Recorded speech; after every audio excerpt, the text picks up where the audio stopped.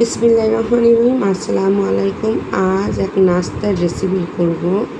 কাগজের মতন পাতলা হবে, খেতে হবে দারুণ টেস্ট, মশমশা। বানানো যত সোজা, খেতে দারুণ মজা। এই যে দেখতে পাচ্ছেন কাগজের মতন পাতলা, আর এটা ফুলে বালিশ হবে। দেখতে পাচ্ছেন কেমন ফুলবে, এই যে ফুলে বালিশ হচ্ছে, দেখতে পাচ্ছেন প্রতিটা পিঠা ফুলে বালিশ হবে, নাস্তায় ফুলে বালিশ হবে। দেখতে পাচ্ছেন ফুলে উপর হয়ে যাচ্ছে, আর পাতলা, অসম্ভব পাতলা। এতটা পাতলা আপনাদেরকে দেখিয়ে দিচ্ছি।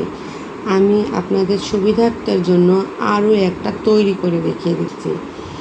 আর এটা তৈরি করা যে এত সোজা, এত মজা, আর এই নাস্তাটা খেতে যে এত দারুণ, আপনারা একবার বাসায় তৈরি না করলে বুঝতেই পারবেন না এত সহজ একটা নাস্তা, খেতে এত দারুণ মজা। তো দেখতে পাচ্ছেন আমি যখন ব্যাটারটা দিচ্ছি তখন কিন্তু গোল হয়ে যাচ্ছে, আর যখন এদিক ওদিক এপাশ ওপাশ করে ছেঁকে নিচ্ছি তখন কিন্তু চারি সাইড ব্যাকা হয়ে গেছে। দেখতে পাচ্ছেন খুবই দারুণ হয়েছে। আপনাদের সুবিধার জন্য এই যে দেখতে পাচ্ছেন। আমার ভিডিও যদি ভালো লাগলে আমার চ্যানেলটাকে অবশ্যই সাবস্ক্রাইব করবেন, লাইক শেয়ার কমেন্ট করবেন, পাশে থাকা আই বেল আইকনটি বাজিয়ে দেবেন, যাতে করে আমার পরিবর্তে ভিডিওর নোটিফিকেশন সবার আগে আপনার কাছে পৌঁছায়। তো এই পিঠা করতে যেয়ে আমার কি লেগেছে আর কীভাবে করেছি সেই প্রসেসিংগুলো আপনাদের এখন চলুন দেখিয়ে দিই।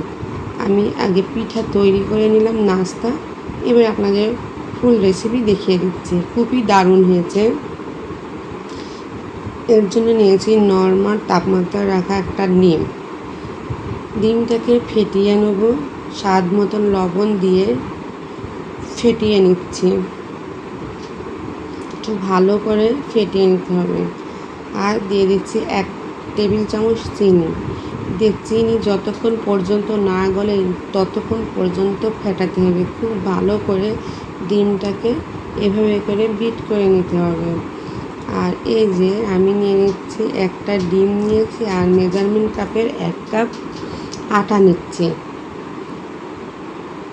নিয়ে আটাটা খুব ভালো করে চেলে নিচ্ছি, যাতে করে কোনো প্রকার লাঞ্চ না থাকে, দলা বেঁধে না থাকে। দলা বাঁধলে আগে আপনাদের পিঠাটা দেখাইছি ফুলে যাবে। এখনও অনেক টিপস আছে, সঙ্গেই থাকুন। যেগুলো এখনও উপকরণ দেবো সেই উপকরণ এখনও বাকি আছে। তো আমি এই যে রান্নার তেল দিয়ে দিলাম 2 টেবিল চামচ। রান্নার তেল 2 টেবিল চামচ দিয়ে দিয়েছি। দিয়ে দিচ্ছি আরও একটা ডিম।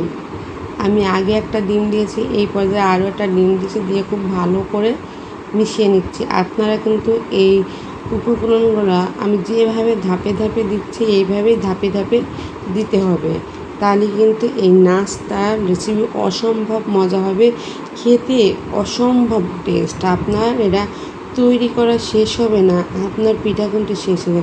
এই দিয়ে দিচ্ছি মেজারমেন্ট কাপের 1/2 কাপ দুধ, জাল করা দুধ। খুব ভালো করে ব্যাটারের সঙ্গে মিশিয়ে নিচ্ছি। আমি আগে 1/2 কাপ দুধ দিয়েছি, এবার দিচ্ছি 1/2 কাপ পানি দিয়ে খুব ভালো করে মিশিয়ে নিচ্ছি। নিয়ে পাতলা একটা হবে, পাতলা একটা ব্যাটার হবে। তো দেখতে খুব ভালো করে নাড়াচাড়া দিয়ে নিচ্ছি, ভালো করে নাড়াচাড়া দিয়ে পানির সঙ্গে মিশিয়ে নিতে হবে। আমি আরেকটু হ্যান্ড ওয়াশের সঙ্গে ভালো করে মিশিয়ে নিচ্ছি, যাতে ফলাফল ভালো হয়। আর এই যে আমি এই ব্যাটারটাকে এবার আমি ব্লেন্ড করে নেব। দিয়ে দিচ্ছি ব্লেন্ডার জারের ভিতর। ব্লেন্ড করা হয়ে গেছে।